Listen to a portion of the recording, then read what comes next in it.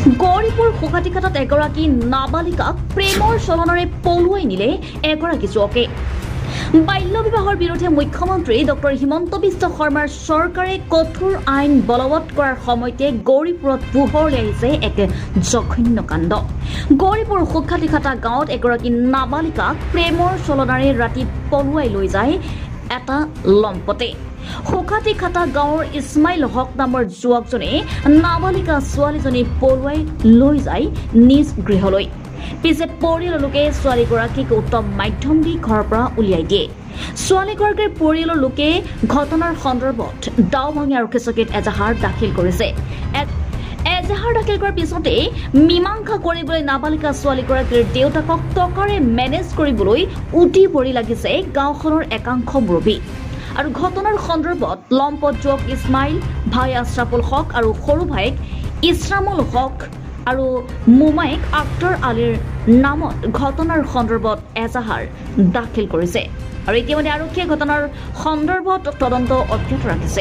ঘটনাটা তো আমার তো বাড়ির থাকত হয়তো রাইতে ঘটনা হয়ে গেছে, শোনা পাইল যে আমার ভাতিজি এটা সাউলি ওর বেটি আর আমার মোবাইল আমি তো বেটা ইসমাইল এর সাথে তো একটা বেয়ার সম্পর্ক বলে আমার মামা ধরা পাইছে। আমার মামা হয়েছে আদালি মামা ধরা পাইছে। তো রাইতের মধ্যে ধর কিবা একটা ধর মিলমাশা আমরা করছি বসছে। তো বসার পরে বস্তুটা দেখা গেল, আমরা যেটা দেখা গেল পয়সা পাতি আমরা গরম দেখায় দেখাইয়া কবা লাগছে কি করবে আমরা সবাই একটা ধরো দুকিয়ে মানে আমার ভাই।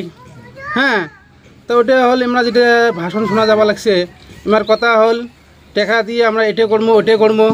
হয়তো শোনা যায় বলে মাস্টারও কি কয়, আক্তারও কয়।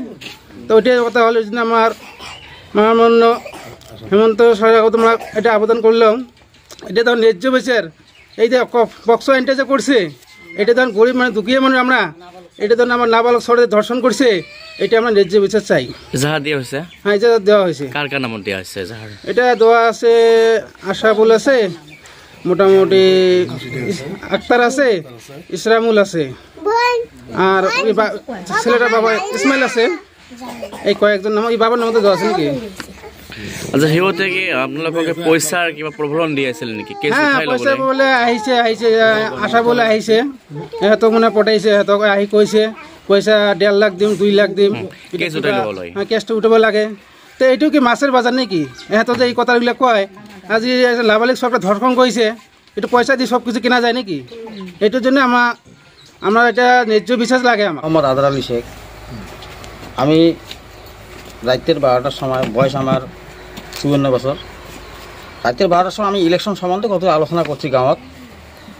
রাস্তা দিয়ে হাঁটি যেতে তখন দেখি একটা মেয়ে একটা ছেলে।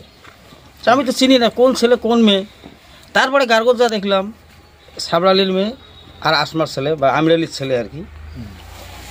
মানে অবৈধ সম্পর্ক, মানে কি হয়েছে না আমি দেখি মেয়েটা কাপড় চোপড় ঠিক করতে আছে, ছেলেটা কিন্তু আমাকে দেখি কয় মেয়েটা কয় আমার বোন হয়। এই কেমন বোন রে? এই কথা কথা ছেলেটা আমাকে ধমকি দিল। এইবারে আমার ব্যাটারে আমরা বসবো, তুই কে?